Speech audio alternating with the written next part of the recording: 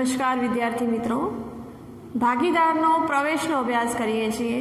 આજે આપણે દાખલા નંબર 9 આસ્થા અને આહના એક પેઢીના ભાગીદારો છે. તારીખ 31/3/17ના રોજનું એમનું પાકું સરવૈયું આપ્યું છે. પ્રવેશનો દાખલો કરવાનો છે. સૌ પ્રથમ આપણે શું કરવાનું કે આસ્થા અને આહના એની આપણે મૂડી છે એ ભાગીદારોના મૂડી ખાતે આપણે લખી દેવાનું. સૌ પ્રથમ પ્રવેશનો દાખલો શરૂ કરીએ છીએ એટલે સૌપ્રથમ મૂડી આપણે મૂકી દેવાની, બાકી આગળ લાવ્યા. આસ્થાની મૂડી છે 76,000 અને આહનાની છે 48,400. બરાબર. સૌ પ્રથમ મૂડી ખાતામાં આપણે મૂડી મૂકી દઈશું, ત્યાર પછી હવાલા જોઈએ.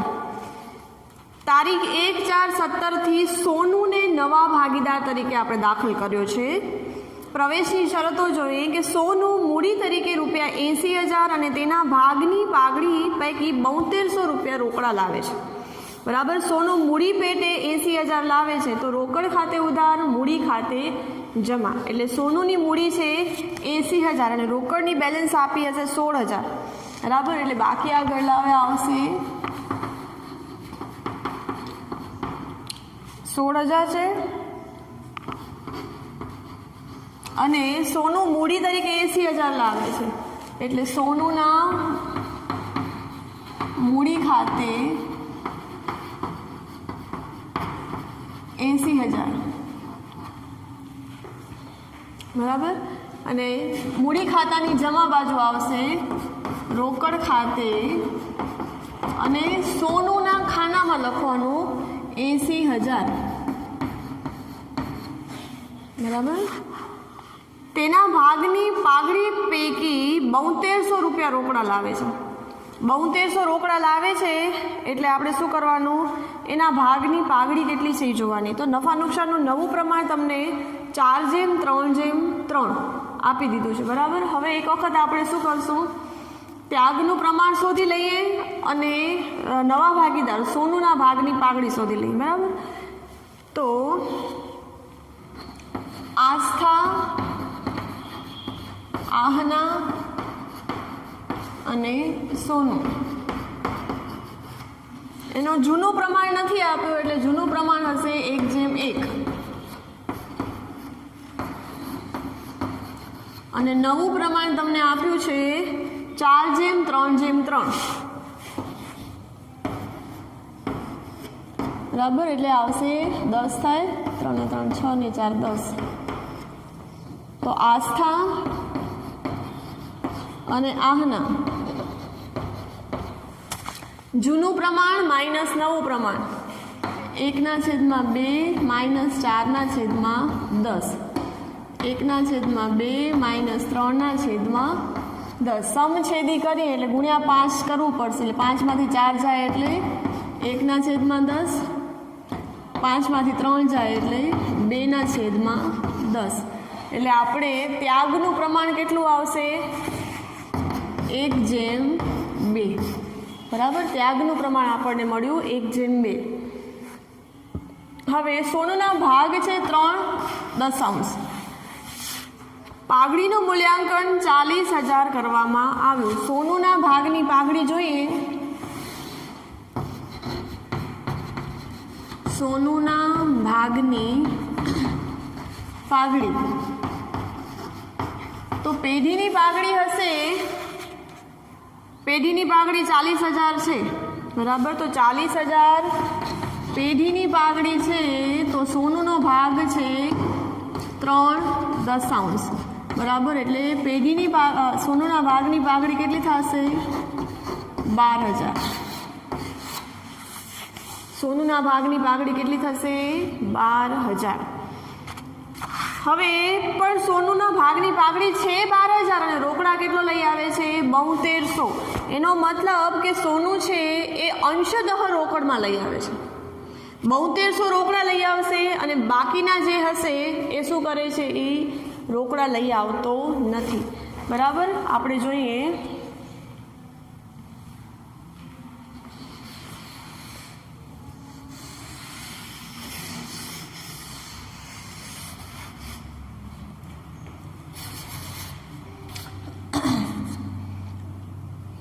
7200 લઈ આવે છે, 12,000માંથી 7200 તમે બાદ કરીએ એટલે કેટલા થશે?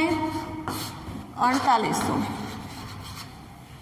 બરાબર, મતલબ કે 12,000 પાઘડીમાંથી 7200 છે એ રોકડા લઈ આવે છે અને 4800 રોકડમાં લઈ આવતો નથી.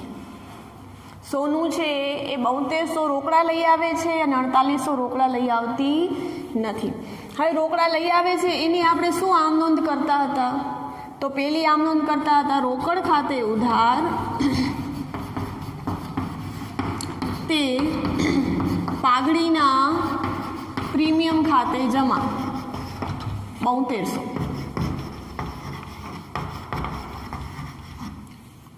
બરાબર, આ વસ્તુ યાદ છે આપણને. પછી આપણે બીજી આમ નોંધ શું કરતા હતા કે પાઘડીના પ્રીમિયમ જમા કર્યું છે ને ઉધાર કરી દઈએ. પાઘડીના પ્રીમિયમ ખાતે ઉધાર તે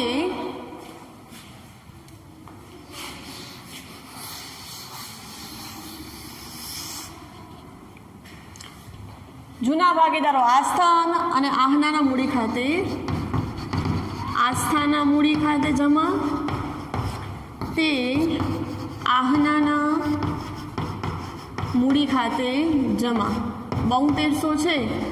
તો હવે આપણે એને કયા પ્રમાણમાં? ત્યાગના પ્રમાણમાં આપણે એને વેચી દેવાનો. આસ્થા અને આહનાના ત્યાગના પ્રમાણમાં વેચવાનું. ત્યાગનું પ્રમાણ છે 1:2, એટલે આસ્થાના મૂડી ખાતે આવશે 2400 અને આહનાના મૂડી ખાતે આવશે 4800. બરાબર, આ બે આમ નોંધ આપણે શેની કરતા હતા? કન્ડિશન નંબર જે હતી કે એ પાઘડી પેટે રોકડા લઈ આવે છે. બરાબર, હવે આની આપણે પહેલે અસર કરી દઈશું. ત્યાર પછી જે રોકડમાં નથી લઈ આવતો, રોકડમાં નથી લઈ આવતો તો શું કરશું? તો જો રોકડમાં નથી લઈ આવતો તો સોનું પાસેથી આપણે રૂપિયા માંગશું. બરાબર, તો સોનું ખાતે ઉધાર થશે તે આસ્થાના મૂડી ખાતે, તે આહનાના મૂડી ખાતે જમા. કેટલા છે? 4800. 4800 ફરીથી આપણે કયા પ્રમાણમાં? 1:2 ના ત્યાગના પ્રમાણમાં વેચશું એટલે આવશે 1600 અને 3200. હવે આની ખતવણી કરવાની છે. તો રોકડ ખાતે ઉધાર છે તો રોકડ ખાતાની ઉધાર બાજુ લખવાનું અને વિગતમાં શું લખવાનું? પાઘડીનું પ્રીમિયમ.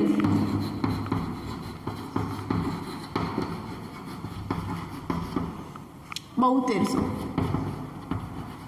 સમજાય છે? એટલે આની આપણે ખતવણી કરી દીધી. હવે બીજી જોઈએ કે પાઘડીના પ્રીમિયમ ખાતે ઉધાર અને આસ્થા અને આહનાના મૂડી ખાતે જમા.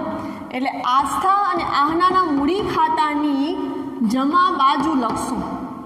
કેટલા લખવાના છે? 2400 અને 4800. અને વિગતમાં શું આવશે? પાઘડીનું પ્રીમિયમ.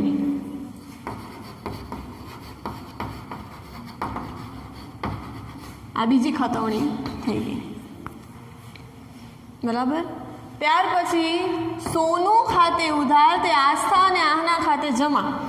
તો સોનું ખાતે ઉધાર એટલે સોનું ખાતે ઉધાર, તો સોનુંનો ખાનામાં ઉધાર બાજુ લખવાનું. બરાબર, કેટલા છે? 1600 અને 3200. 1600 અને 3200. અને વિગતમાં શું લખશું? આસ્થા અને આહના. આસ્થાના મૂડી ખાતે અને આહનાના મૂડી ખાતે જમા. જગ્યાના અભાવે હું ટૂંકમાં લખું છું, તમારે પૂરું લખવાનું. આસ્થાના મૂડી ખાતે અને આહનાના મૂડી ખાતે. હવે આસ્થા અને આહનાના મૂડી ખાતે જમા છે તો એ લોકોના જમા ખાનામાં લખશું 1600 અને 3200. બરાબર, અને વિગતમાં શું લખવાનું? સોનુના મૂડી ખાતે. બરાબર, આ આપણો મુખ્ય હવાલો. પાઘડીની અસર કરીએ આપણે, આની પણ આપણે ખતવણી કરી દીધી. ફરીથી એક વખત જોઈએ કે 12,000 સોનુના ભાગની પાઘડી હતી એમાં કહે છે શું કે 7200 રોકડા લઈ આવે છે, તો આપણને એ વિચારવું પડશે કે ભાઈ 12,000માંથી 7200 રોકડા લઈ આવે છે તો 4800 છે એ રોકડા લઈ આવતી નથી. એટલે લઈ આવે છે રોકડા એની એન્ટ્રી આપણે શીખી છે કે એની એન્ટ્રી શું છે, રોકડ ઉધાર, પાઘડીનું પ્રીમિયમ જમા, પાઘડીનું પ્રીમિયમ ઉધાર તે જૂના ભાગીદારોને ત્યાગના પ્રમાણમાં આપણે જમા કરી દીધું. હવે જો નથી લઈ આવતી તો એના ઉપર આપણે માંગશું, એટલે ડાયરેક્ટ આપણે રોકડની બદલે શું લખવાનું, સોનું પાસે. રોકડ નથી આવતી તો કોની પાસે માંગશું, સોનું પાસે. સોનું ખાતે ઉધાર તે આસ્થા અને આહના જમા. બરાબર. ત્યાર પછી છે ચોથો હવાલો, કામદાર વળતરનો દાવો 3200 મંજૂર કર્યો. હવે કામદાર વળતરનો દાવો શું છે, તો કામદાર છે એ આપણા ઉપર દાવો કરશે. હવે આપણે અમુક રકમ છે એ કામદારો કામ જે કરતા હશે એની સેફટી માટે રાખી હશે, એમાંથી જે દાવો મંજૂર થાય છે એ જોવાનું. તો તમારી પાકા સરવૈયાની અંદર 4800 રૂપિયા આપ્યા છે, બરાબર. 4800 રૂપિયા આપ્યા છે કે તમારી પાસે એટલો ભંડોળ છે કે એનામાંથી તમે વાપરશો, અને થાય છે કેટલો મંજૂર, 3200. એટલે વધશે, જો વધે તો ભાગીદારો વચ્ચે વેચી દેવાનું, જો ખૂટે તો એને ફાયદો કે નુકસાન એવી રીતે પુનઃ મૂલ્યાંકન ખાતાની અંદર અસર આપવી પડે. ચલો હવે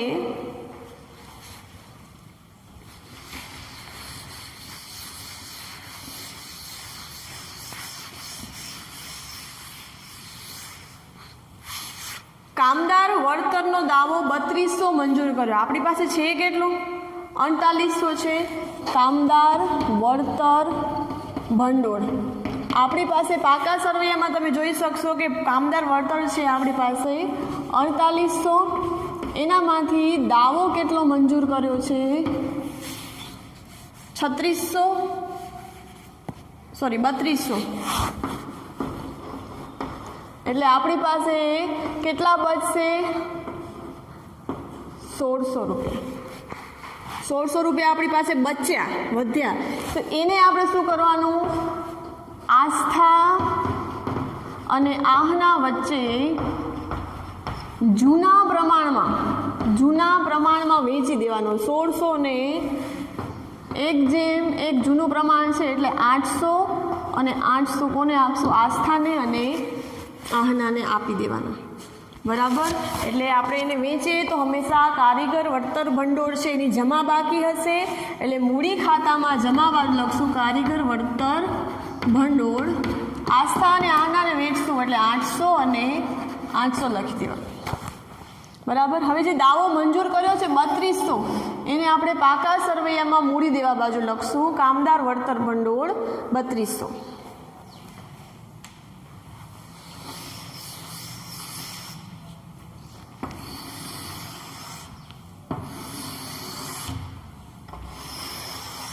બરાબર. મૂડી દેવા બાજુ લખવાનું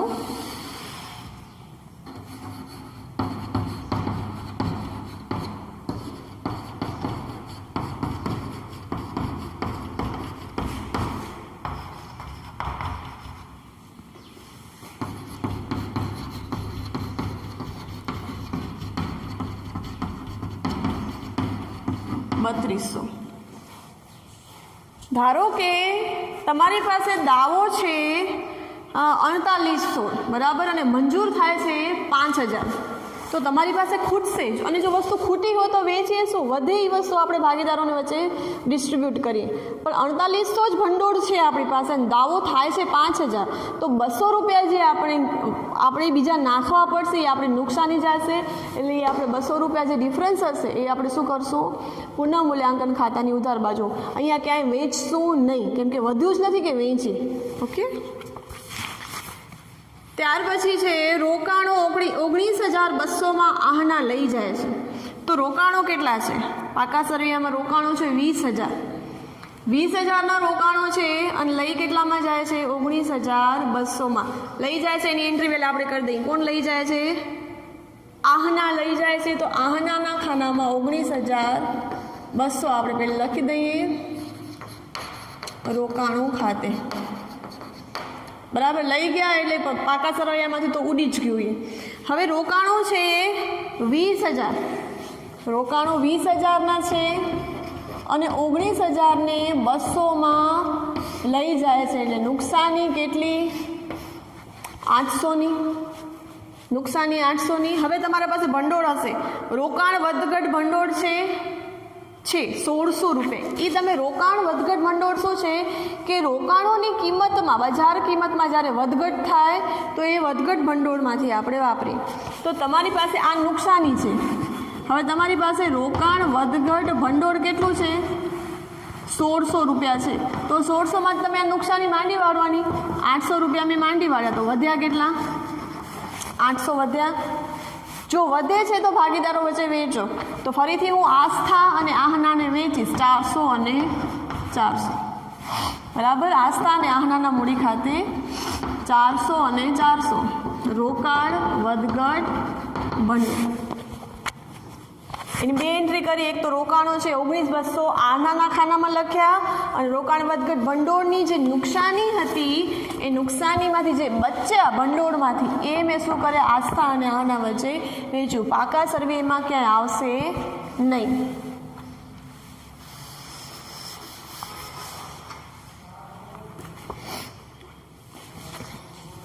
ત્યાર પછી રોકાણો પર મળવાનું બાકી વ્યાજ 2400 નોંધેલ નથી. મળવાનું બાકી એટલે લેવાનું, એ લેણું થાય. લેણું એટલે મિલકત, લેણા બાજુ લખશું. મળવાનું બાકી રોકાણ પર વ્યાજ કેટલું છે? 2400. મળવાનું બાકી રોકાણ ઉપર વ્યાજ આપણને મળે, આપણી આવક છે. બરાબર. આવક છે એટલે આપણે ક્યાં લખશું? પુનઃમૂલ્યાંકન જમા. અગાઉ કીધું હતું કે પુનઃમૂલ્યાંકન જમામાં જે કંઈ પણ આપણો ફાયદો હશે એ લખશું, અને પુનઃમૂલ્યાંકન ઉધારમાં આપણે શું લખશું? કોઈ પણ નુકસાની હશે એ લખશું. એટલે મળવાનું બાકી રોકાણ પર વ્યાજ 2400.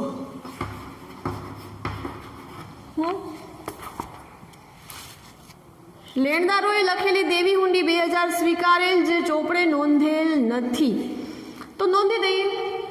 ચોપડે નથી નોંધેલ તો નોંધી દઈએ. ચાલો, દેવી હુંડી 6000 છે. દેવી હુંડી કેટલી છે? 6000 છે. 2000 નથી નોંધી, વત્તા 2000 એટલે 12ની કોલમમાં શું લખશું? 8000 નથી નોંધી, નોંધી દઈએ. હવે લેણદારોએ લખેલી હતી, બરાબર. દેવી હુંડી હંમેશા લેણદારો જ લખે, તો લેણદારોમાંથી શું કરી દઈશું? એટલા ઓછા થઈ જશે. બરાબર. એટલે લેણદારોમાંથી માઇનસ કરી દો. પાકા સરવૈયામાં લેણદારો 12000 આપ્યા છે,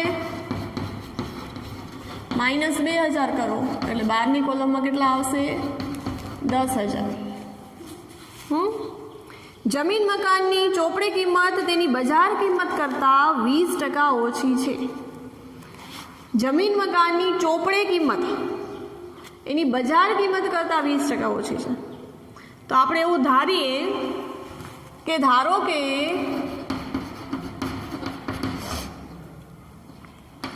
બજાર કિંમત 100 છે. બરાબર. બજાર જમીન મકાનની ચોપડે કિંમત તેની બજાર કિંમત કરતાં 20% ઓછી, એટલે બજાર કિંમત વધારે હશે. અને ચોપડે કિંમત કેટલી છે? 20% ઓછી છે. માઇનસ 20% ઓછી કરો એટલે 80 છે, એ આપણી ચોપડે કિંમત છે. તો જમીન મકાન કેટલા છે? 40000 છે. ચોપડે કિંમતમાં જમીન મકાન કેટલા છે? 40000 છે. તો એની બજાર કિંમત કેટલી? એટલે 40000 ગુણ્યા 100 ભાગ્યા 80 કરવાનો. બરાબર. એટલે કેટલા આવશે?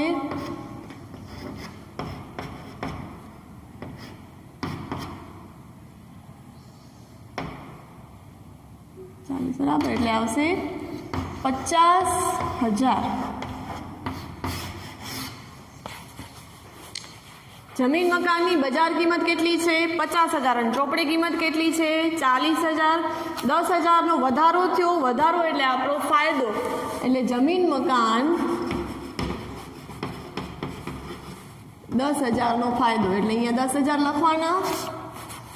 અને પાકા સરવૈયામાં જમીન મકાન લખવાના.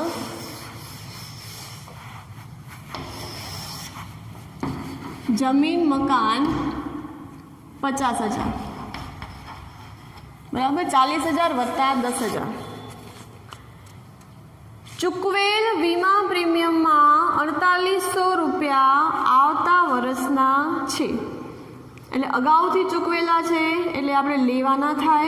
अगाउथी चूकवेल वीमा प्रीमियम ए आपणी एक जातनु मिलकत कहेवाय बराबर। कोईपण अगाउथी चूकवेल खर्च हशे ए मिलकत लेवामां आवशे। अगाउथी चूकवेल वीमा प्रीमियम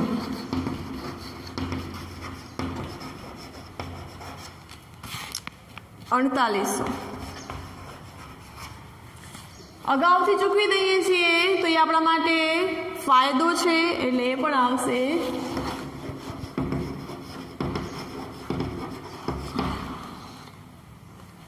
4800 બરાબર। હવે બધું જ આવી ગયું છે।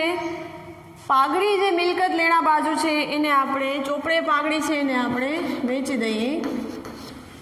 જૂના પ્રમાણમાં 8400 છે એટલે આવશે 4200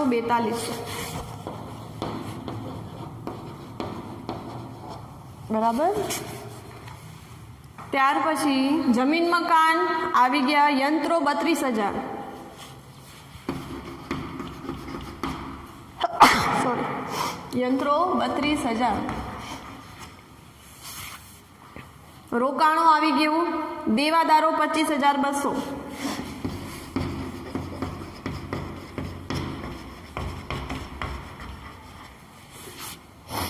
स्टॉक 14,400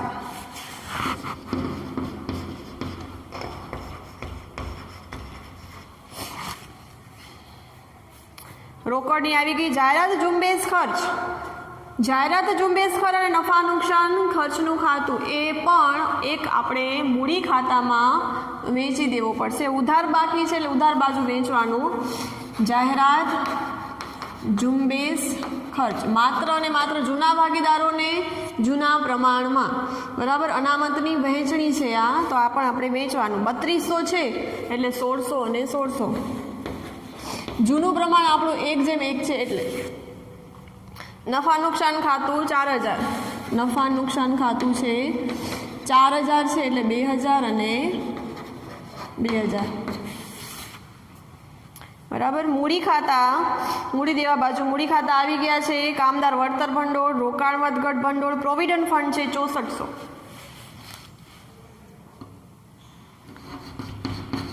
પ્રોવિડન્ટ ફંડ 6400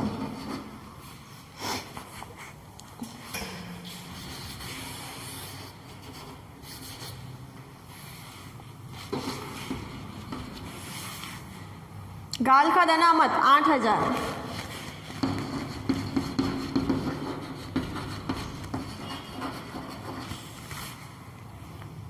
लेणदारों ने देवी हुंडी पण आवी गई है। मतलब बधा ज आपणे बधी ज हवालानी एंट्री कर दीधी बधी ज पाका सरवैयानी एंट्री कर दीधी। हवे आपणे शुं करवानुं छे क्लोजिंग करशुं तो क्लोजिंग करशुं एटले पुनः मूल्यांकन खातानो टोटल करिए। पुनः मूल्यांकन खातानो टोटल करशुं तो आवशे 17,200 17,200 ने आपणे 1:1 में वेची देवानो। नफो आवशे आ बाजू आस्था अने आहना ने आपणे 1:1 ना प्रमाण में वेचवानो।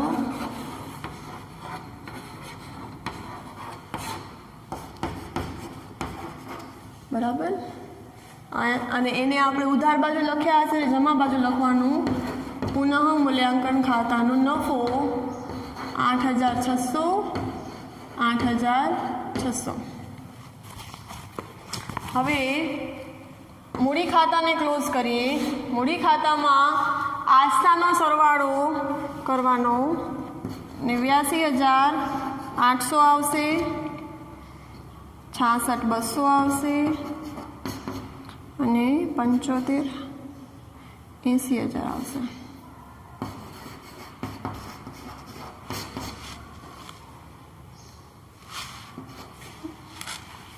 $89,800 आवशे 66,200 ને 80,000. પછી ડિફરન્સ લેવાનું. બાકી આગળ લઈ ગયા. જે બાજુ સરવાળો વધુ હોય એ નીચે લખીએ તો 89,800માંથી 4200, 1600 અને 2000ને આપણે શું કરવાના? બાદ કરવાના. બાદ કરશું એટલે આવશે 82,000. બરાબર. 60,200માંથી આહનાની બાકી બધી ઉધાર બાકી બાદ કરશું એટલે આવશે 39,200. ત્યાર પછી સોનુની છે 80,000માંથી 1600 અને 3200 બાદ કરશું એટલે આવશે 75,200. બરાબર. રોકડ ખાતું બંધ કરીએ. મૂડી ખાતાની બાકી છે અહીંયા લખી દેવાની. મૂડી આસ્થા, આહના અને સોનું 82,000, 39,200 અને 75,200. ત્રણેયનું આપણે ટોટલ કરીએ એટલે આવશે 1,96,400. ત્યાર પછી રોકડ ખાતાનો ટોટલ કરવાનું. રોકડ ખાતાનો ટોટલ થશે 1,03,200. બંને બાજુ લખી દેવાનું 1,03,200. બાકી આગળ લઈ ગયા. રોકડ ખાતું 1,03,200.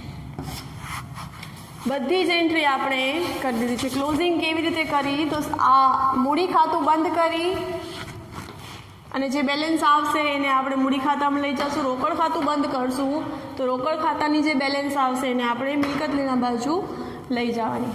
બરાબર. બધી જ એન્ટ્રી થાય એટલે પાકા સરવૈયાનો ટોટલ કરવાનો. ટોટલ બંને બાજુનો સરખો આવવો ફરજિયાત. ટોટલ આવશે 2,30,000.